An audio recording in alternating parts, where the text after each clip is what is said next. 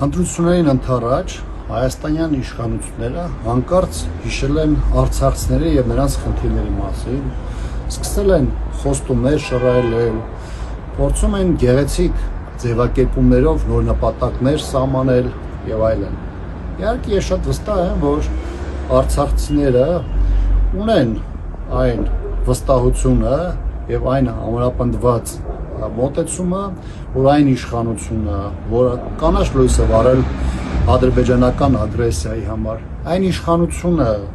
որը վաճառել է արցախցիների ապագան, այն իշխանությունը, որը Արցախը ճանաչել է Ադրբեջանի կազմում,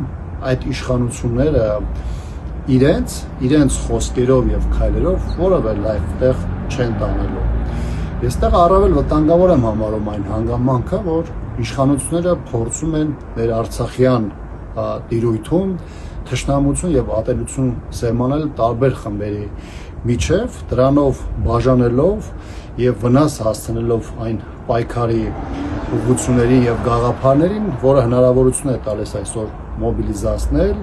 պահպանել ընդհանուր նպատակներն ու ռազմավարությունը եւ առաջ շարժվել։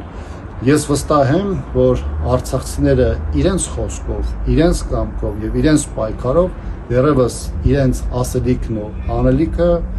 արտահայտելու են։